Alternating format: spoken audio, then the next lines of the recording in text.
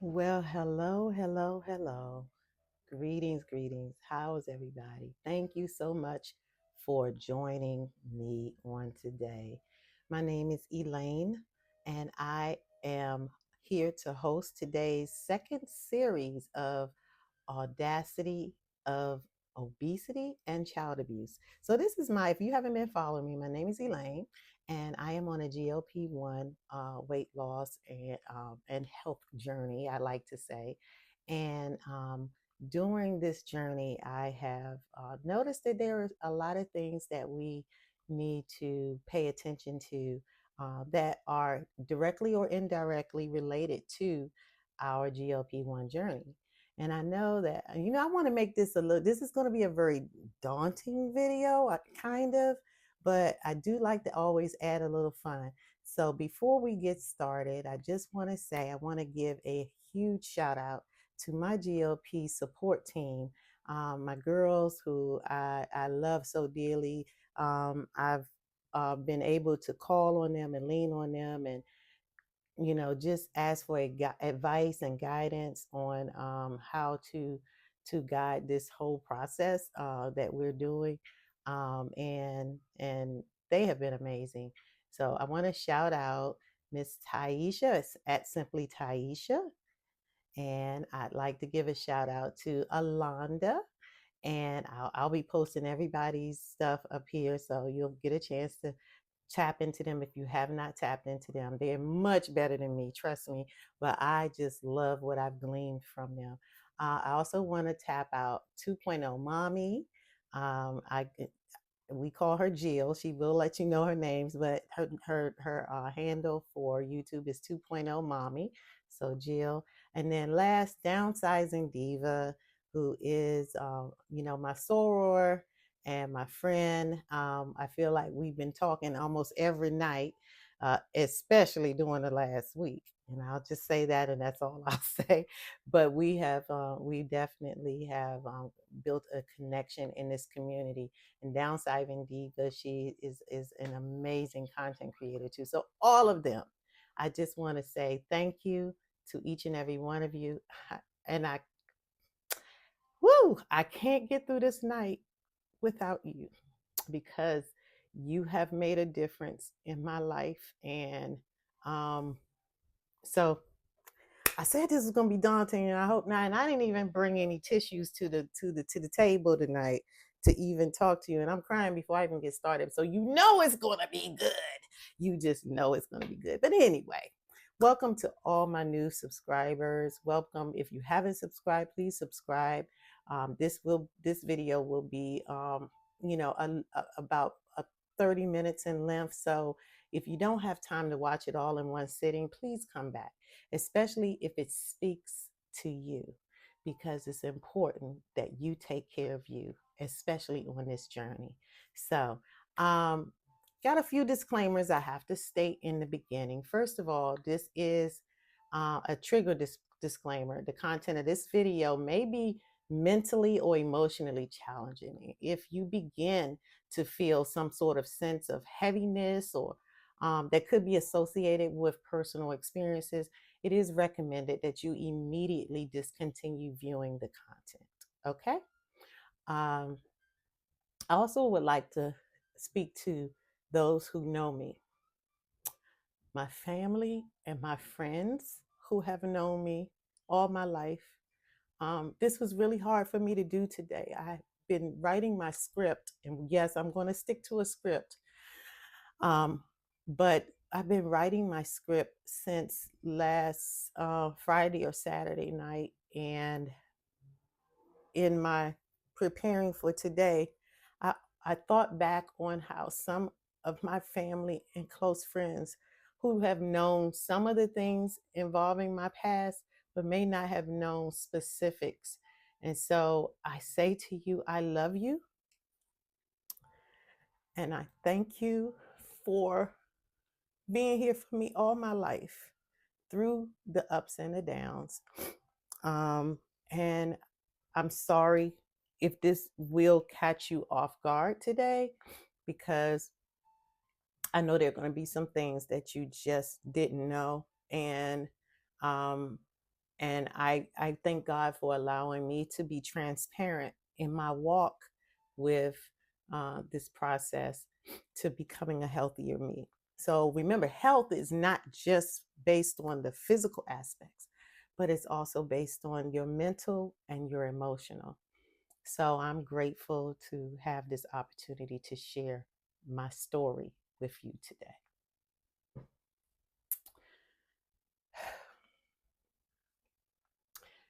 It was 1977 in this building right here. I hope I can post. See, that's funny. That I hope I can post because I'm still new on this. But in this building right here, this is where it all started.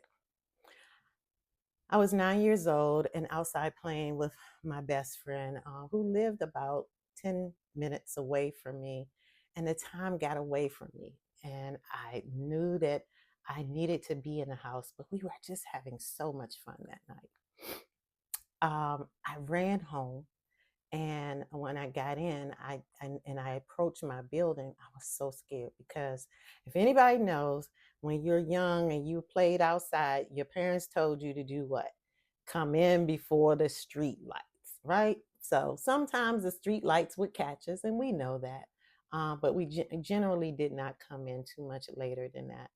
So as I walked up into my building, this red brick apartment building, and I approached the first flight, the second flight, and the third flight of stairs. As I got to the third floor, I was shaken and stricken with fear because I knew that what had happened so many times before might happen again. Apartment number 302. I would make my way there, and I would start thinking, before I knocked on the door, would I be forgiven? Would I be yelled at?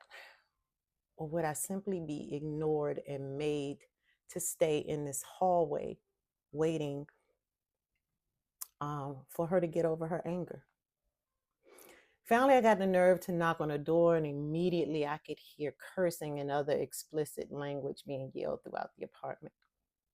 I started to feel embarrassed because the walls were thin, and I knew that the neighbors surely would know it was on again. It was about to be another day in non-paradise. Okay. I began to hear yelling and slamming of pots and pans, and this was usually done to intensify fear and intimidation in me. I kept knocking and trying to whisper loudly. So I did get the nerve to just knock, but I always used to like reach through the crack of the door, and I would whisper loudly, "Mom, please let me in. Mom, please let me in." And she would yell, "No, bitch. You want to stay out there and F around, then you stay out there." It was clear that this was going to be a very long night. I usually sat on the top step and laid my head against the wall and prepared to sleep for a while until she would make her way to the door and open it for me. She would usually open the door and walk away, and it made me feel like she was disgusted to even look at me. But then the remainder of the night would be spent beating me with an extension cord, burning my fingers with matches, making me do spring cleaning like laborious tasks until 2 or 3 o'clock in the morning. But this night was not like the usual. I never heard her drag her feet on the plastic runner rug to come to open the door, which was just a trademark that I knew she was finally making her way to let me in. It must have been 9 or 10 o'clock, and I finally got up the courage to knock again, hoping that my neighbors would sleep and they would not hear the commotion that would come from apartment 302. Finally, I heard her walk to the door. She was mumbling explicit language, but still making her way. I heard the chain taken off the door. Then I heard her unlock the bolted lock. Finally, she turned the bottom knob and opened the door. And to my surprise, she threw a completely full pitcher of hot, soapy bleach water at me. She barely missed my eyes, but totally drenching me from the neck all the way down. She slammed the door as she yelled, "Leave me the F alone." Again, I was 9 years old. So I ran in the dark for about 10 minutes to my best friend's house, the one we had been over there playing with earlier. Fortunately, her mom worked at night. She let me in and hid me in her basement from her stepfather who was sleeping. We cried together that night. It was a Friday night. And I knew that I didn't want to go back. She continued to hide me in her basement. I don't know how we pulled this off, but for an entire weekend, she would come down, bring me food, bring me drinks, water, whatever. We would play, and no one ever suspected because she did have like stuff down in the basement, toys and stuff, games and stuff. So I guess they just thought she was down there spending some alone time, but no one knew that I was in the basement. Um, Finally, on Sunday, we knew that school was the next day, and we knew we couldn't continue with this. So we got the nerve to tell her mother that I was in the basement. And you can imagine her mother was just surprised and confused and angry because we had pretty much deceived her that I was down there. Ironically, her mom was a psychiatric nurse for a mental institution in Washington, D.C. She immediately called the police. I don't even remember if she made it to work that night. Probably not. She probably ended up having to call out, but she called the police. The police came over and took a report, and then they took me with them. CPS wasn't a thing back there. Then this was again in 1977. I never heard of CPS at all back then. If they were, they weren't in favor of people in my community. The police picked me up and took me home. When the police knocked on my mom's door, she opened it right up and she grabbed me and she hugged me as if she really missed me, right? The police asked what happened, and she said, "Oh, she ran away. She ran away. I've been looking for her all weekend." Yeah, okay. The police warned me never to do this again, and they left. Yes, they left. They absolutely failed me. That night, they placed me back in the hands of my abuser. And this saga continued for the next 6 years until I partially moved out at the age of 15. I would only come back when I felt like things were good or that she was well, because it wasn't until over 25 years later, after I moved out, 25 or 30 years later, that my mom would have been diagnosed with paranoid schizophrenia. So I suffered in silence all of those years as a child, as an only child raised by her, and never felt safe to tell anyone what was going on. Physical and sexual abuse are painful realities of childhood that can matriculate into years of self-destructive habits. I know that this is a lot, so if you need to take a breather, a breath because I've been trying to get my breaths in. I'm just letting you know. Whew. But it's important that we do that when we're digging so deep into difficult subjects like this. So I know this sounded like a scene from the movie Precious, but it was my real life, and it was nothing precious about it. It was nothing precious about my childhood. Emotional eating was one of the behaviors that I think I adopted as a result of this abuse. I didn't really um, align it to obesity until recently, and I'll tell you about that in a little bit. But I remember being so nervous to engage with my maternal abuser that I would go to the neighborhood store after school and buy so much junk food. Like I would, and I think I was doing it to calm my fears of what the expectation of that night would be like.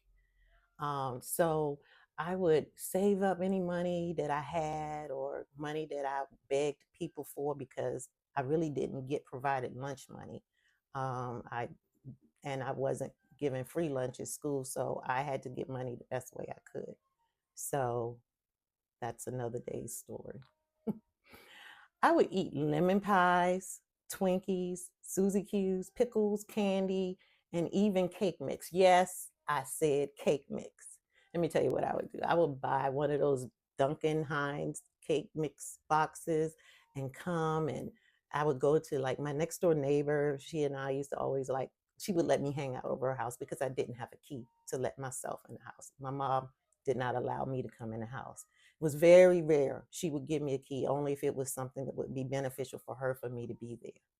But I would just generally hang out at friends' houses or apartments after school until I thought she was home, which was somewhere around 6 o'clock in the evening. But I would take the cake mix and I would mix up the batter and everything as if I was making me a cake. And I would sit there with that bowl and eat every bit of that cake batter till I was literally sick. Okay. So I should have known there was a problem there. I never associated obesity with the childhood abuse I suffered until I met with my therapist after starting GLP-1 tirzepatide medication. She explained that people who experience childhood trauma may engage in unhealthy behaviors like binge eating, self harm, emotional eating. These behaviors often lead to weight gain and or obesity. Food addiction can also be a maladaptive coping mechanism for trauma. So we discussed how childhood sexual abuse, which is one of the things unfortunately I endured, how this can lead to poor self-esteem and body image. I know this was evident for me when I reflected on how disgusted and critical I felt about my body all throughout my teenage years and in college. Although I wasn't obese during my teen years or in college, I displayed such a low self-esteem and worth. I was easily enticed to partake in activities that totally was out of my character. I rarely spoke about my child abuse to anyone, especially in school. Sometimes I would share with my roommates if it was something relevant that came up. So they did know some of this, but again, they didn't know the extent. Um, I would often withdraw from people and environments that offered any aggression because I was just always living in fear, total fear. It's weird how often we view ourselves as survivors. I just say I'm a survivor. I'm a survivor. Now I'm healthy, and I do want you all to know, although I'm sharing this story with you, that I have done the work to prepare myself on the journey towards healthiness. But it's weird how sometimes, even on this healthy journey, we look at ourselves as survivors and we want to almost wear a badge of honor and say, yes, I made it through. But all the time, sometimes we are hurting instead of healing. I detested the victim like syndrome. Like I never saw myself as a victim because I believed it was a sign of weakness. And as you can imagine, I had to be really, really strong to persevere through such a tumultuous childhood. Literally, I judged people who used their childhood trauma experiences as an excuse or a crutch for just not being successful or for simply being on their down on their luck. These folk were weak to me. Folk who did that, they were very weak to me. Obviously, that's not true, and it certainly wasn't fair for me to make those types of judgments. We all manage these dysfunctions differently. And I had to grow to know that. So, what do researchers and other medical professionals say about this topic? Well, according to an article published by the National Institute of Health, which I will make sure I cite them in this article in the description, according to them, childhood maltreatment was highly predictive of BMI classification, weight perception discrepancies, and weight behaviors for women. I want to stop right here and say, what is a weight perception discrepancies? I know many of us tend to look at ourselves. I know I most recently attended a teachers reunion, and one of our assistant principals took a picture of me that I didn't know he took. And since I've been on my journey where I started at 300 pounds and now successfully this week I weighed in at 245. And as I've been going teetering up and down between 245 and 250, but this week I did solidly weigh in at 245 and stayed there all week, and I was very excited. But this picture he sent through a group Google Photos, and I was very shocked because I saw my body transform finally. But honestly, I look at myself every day in the mirror and I think that I am still 300 pounds. I still see who I was 6.5 months ago. And that person has definitely transformed. So to say that we do have body perception or weight perception discrepancies, that's what I think this was leaning towards. Women who reported physical abuse, sexual abuse, and neglect had increased risk of being slightly or very overweight. And among those who reported physical abuse and or a combination of physical abuse and neglect, there is an increase or likelihood of holding overweight perceptions. So it looks like the more you add on to it. So it's not just the physical abuse, but also the sexual abuse can also, and neglect, can also provide a combination of adult weight issues or obesity matters that we just tend to, to not know how to adapt to as adults. One of the things that it also shares with us is that physical abuse and neglect are also risky for adult women to use more diet pills and or purging. And I guess with purging, that's actually like the bulimic type of methods where you're actually binging and regurgitating your food, what have you, versus normative diet and exercises, which we should really be doing, controlling our caloric intake and watching our diets and doing proper exercising.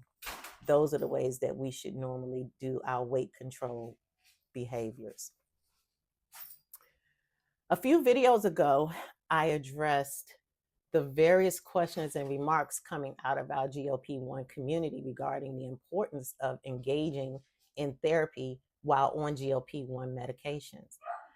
I know there are different opinions on this topic. I've heard it, I've read it, and most of these opinions can be associated with both personal values and culture.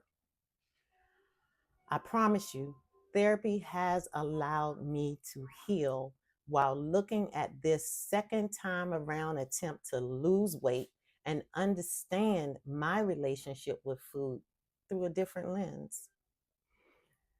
Sure, we can achieve the discipline to turn away from food and other substances that contribute to our health and obesity behaviors. But overall, without diving into the root cause of how it all started, we may never be able to overcome this maladaptive coping mechanism called overeating. So, I hope this video has been very helpful for you and encouraging you to seek therapy on your journey.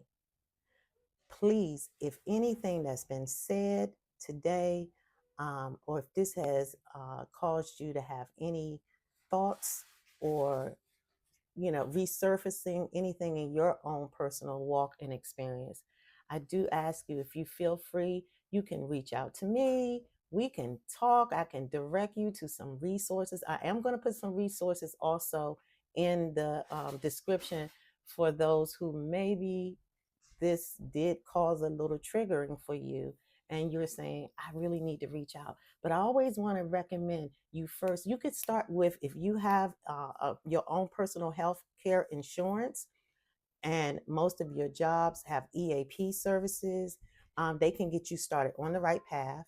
And also the insurance uh, at your job should have mental health services that you can tap into. So please, please, please do that.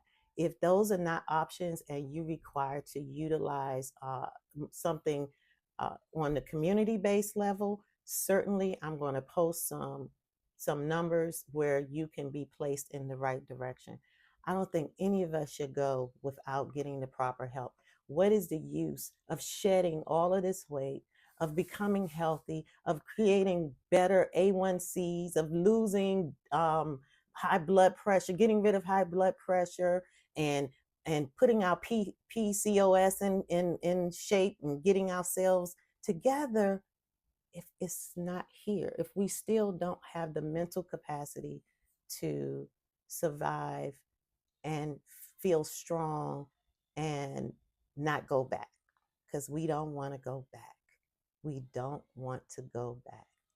Okay. So I do have a quick question I'd like for you to answer in the chat.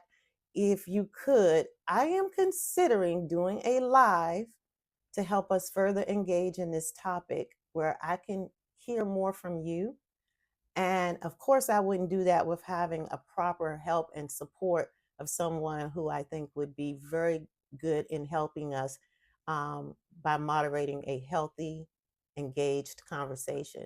So I have called on, yes, one of our GLP-1 community sisters, simply Taisha, as she does have a background as a mental health professional, and she has agreed to assist me. So I think next Tuesday is when we want to try to do this live.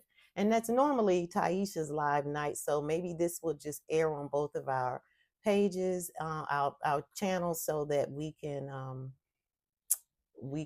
extend it out to our greater community.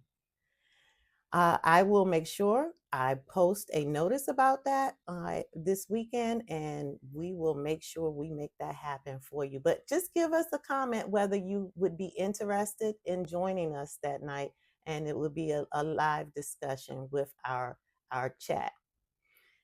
If this session, again, has caused you to resurface anything that you weren't prepared to deal with, please, please, please reach out and get the help you need. Thank you so much. Until next time, thank you for liking, subscribing, and commenting, and joining me on Real Talk with Elaine, the Audacity series. I appreciate each and every one of you. Love you.